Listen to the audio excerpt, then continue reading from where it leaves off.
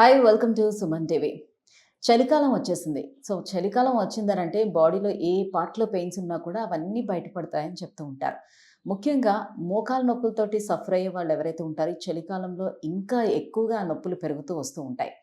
So సాధారణంగా చలికాలంలో ఈ పెయిన్స్ అన్ని పెరగటానికి రీజన్స్ ఏంటి? మోకాలు నొప్పులు ఉండేవాళ్ళు స్పెషల్‌గా ఎలాంటి కేర్ తీసుకోవాలి? సో మోకాలు నొప్పుల నుంచి బయటపడేందుకు మనకు అందుబాటులో ఉన్నటువంటి నాన్ సర్జికల్ ట్రీట్మెంట్స్ గురించి మాట్లాడేద్దాం. మనతో పాటు ఉన్నారు Epione pain management Jubilee Hills నుంచి డాక్టర్ మీనల్ చంద్ర గారు. Hello ma'am. Hello. Ma'am, so winter వచ్చిందనంటేనే సో ఆల్రెడీ పెయిన్స్ అనుభవిస్తున్న వాళ్ళు ఎవరైతే ఉంటారో వాళ్ళందరికీ భయం అనేది స్టార్ట్ అవుతుంది. బాబోయ్! ఇంకా ఎక్కువ ఇంక్రీజ్ అయిపోతాయి. సో అందరూ హాట్ ప్యాక్‌లు వాడేస్తూ ఉంటుంటారు. Right. So pain killers, hot packs అన్నీ పెట్టుకుంటారు దగ్గర. సో బేసిక్‌గా ఈ పెయిన్స్ చలికాలంలోనే ఎందుకు ఎక్కువగా పెరుగుతుంది? అండ్ మోర్ ఓవర్ మోకాలు నొప్పులు ఎక్కువగా ఉండేవాళ్ళు ఎలాంటి ప్రికాషన్స్ తీసుకోవాలి ఈ టైంలో? చలికాలంలో ఓన్లీ పేషెంట్స్కి కాదు, నాకు కూడా భయం అవుతుంది. ఇప్పుడు అన్ని పేషెంట్స్ మోకాలు నొప్పి ఎక్కువైంది ఆర్ భుజం నొప్పి, బ్యాక్ పెయిన్, ఇది అన్ని ఇది కంప్లైంట్స్ నుంచి వస్తున్నారు కదా. సో చలికాలంలో ఏమవుతుంది, మసిల్ స్టిఫ్ అవుతుంది, ఫస్ట్ పాయింట్. సెకండ్ ఇస్ ఇది జాయింట్కి మూవ్మెంట్ కొంచెం తక్కువ అవుతుంది, మొబిలిటీ. థర్డ్ పాయింట్ ఇది because of the temperature drop blood circulation joint లోపల తక్కువ అవుతుంది. దానివల్ల అన్ని స్టిఫ్నెస్, మొబిలిటీ తక్కువ ఉంటే, మసిల్ వీక్ ఉంటే ఇది నొప్పి ఎక్కువ అవుతుంది ఫర్ ఆల్ ద జాయింట్స్, మోకాల్, భుజం, యాంకిల్, ఎవ్రీథింగ్. బ్యాక్ కూడా స్టిఫ్ అవుతుంది. సో దానికి first very important thing is weight reduction. మీకు వెయిట్ ఎక్కువ ఉంటే బరువు తగ్గాలి, specific for knee pain. Second thing is start your day with physical activity, any kind of activity. Walking చేయండి, యోగా చేయండి, ఎక్సర్సైజెస్ చేయండి, any physical activity is important. Okay. Suppose ఇప్పుడు ఇంట్లోనే కొన్ని చేయాలి, that means you can do cycling, okay, or some kind of exercises. Third point is very important is vitamin D and calcium. Okay. So ఇప్పుడు vitamin D, calcium first check చేయాలి. Checking చేసిన తర్వాత కొంచెం low సైడ్లో ఉంటేనే under doctor supervision you have to correct it.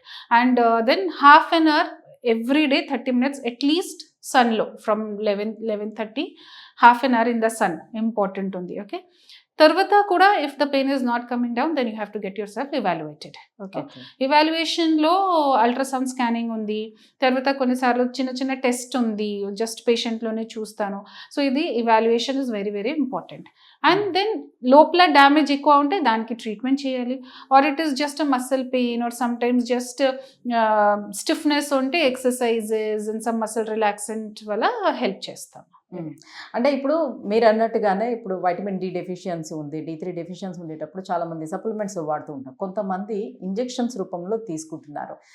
ఈ supplements వాడే వాళ్ళు కూడా ఎందుకు ఇది డైలీ వేసుకోవడం అని ఇంజెక్షన్స్ అనేవి వెళ్తున్నారు. సో ఎవరికి అసలు ఇంజెక్షన్స్ తీసుకునే నెసెసిటీ ఉంటుంది, ఎవరికి సప్లిమెంట్స్ సరిపోతాయి?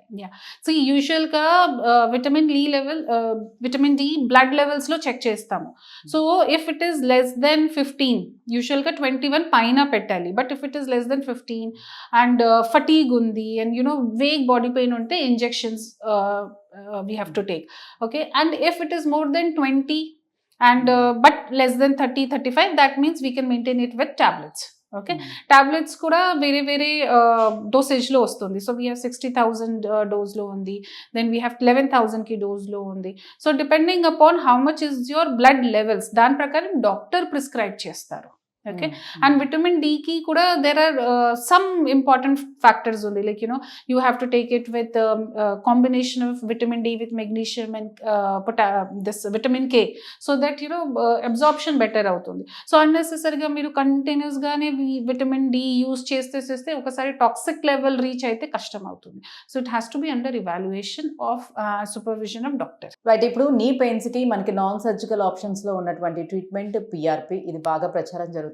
సో ఈ పిఆర్పి ట్రీట్మెంట్ ఈ చలికాలంలో తీసుకునేటప్పుడు వీళ్ళకి ఎలాంటి కాంప్లికేషన్స్ ఏమైనా ఉంటాయా? దానికి తగ్గట్టుగా మీరు ఏమైనా వాళ్ళకి గైడ్ చేస్తారా? PRP is a universal treatment.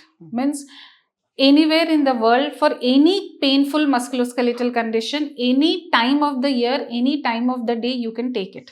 Okay.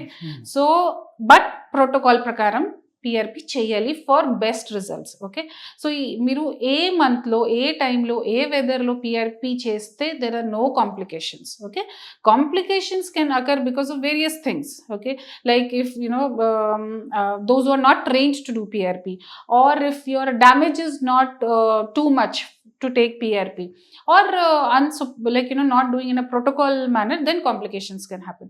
But otherwise PRP is a very safe treatment, and proper ga cheste, proper indication వాళ్ళకి చేస్తే no complication, any time of the year you can do it. Right. ఇప్పుడు so మోకాళ్ళు తొందరగా అరిగిపోయినాయి. So ఎవరిలో ఎక్కువగా మనం చూస్తాము, ఎక్కువగా నిలబడి పనిచేసే వాళ్ళలోనే, లైక్ టీచర్స్ కావచ్చు, పోలీసులు కావచ్చు, సో ఇలా ఎక్కువగా పనిచేసే వాళ్ళలో చూస్తాం.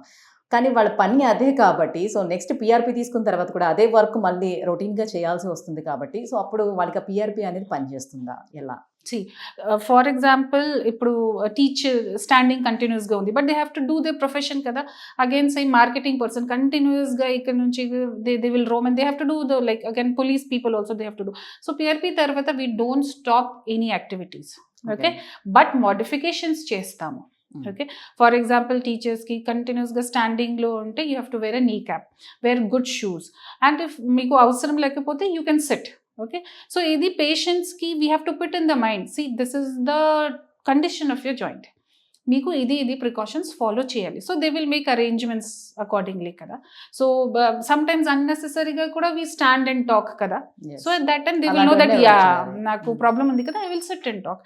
ఇది so what I know about the పేషెంట్కి ఎంత డ్యామేజ్ ఉందో లోపల, what's happening to the patient should also know to understand the treatment. So ఇదే ఫస్ట్ నా దగ్గర first thing is this only, we understand the problem scanning వల్ల, then we take the history, family members నుంచి history extract చేస్తాము, that what she is doing or what he is doing throughout the day.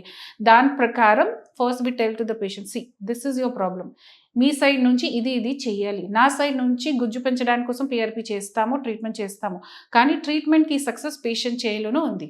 Patient ఎంత మంచిగా ఇది precautions follow చేస్తే ఎంత మంచి improvement అవుతుంది, then only they will cooperate. So ఎవరికి పిఆర్పి అనేది అసలు సక్సెస్ కాదు అనే విషయం ఏమైనా ఉంటుందా? సో పలానా వాళ్ళకి పిఆర్పి మనం చెయ్యలేము, సో చేసినా అది సక్సెస్ కాదు అని. జనరల్గా పిఆర్పి ప్రతి మనిషికి సూట్ అవుతుంది. ఓకేనా, కొన్ని పేషెంట్స్కి 80-90 వరకు ఇంప్రూవ్మెంట్కి ఛాన్సెస్ ఉంది, కొన్ని పేషెంట్ మేబీ 30-40 వరకు, but PRP will definitely give improvement. ఎవరికైనా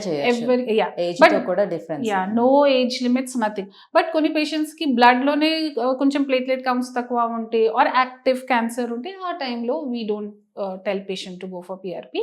Some other treatment options ఇస్తాం. Right, thank you ma'am, thank you so much. So PRP treatment ఏ రకంగా మోకాళ్ళ నొప్పుల్ని తగ్గిస్తుంది, సో చలికాలంలోనే ఎందుకు ఎక్కువగా పెరుగుతాయి, రీజన్స్ అన్ని కూడా తెలియజేసినందుకు థ్యాంక్ యూ సో మచ్.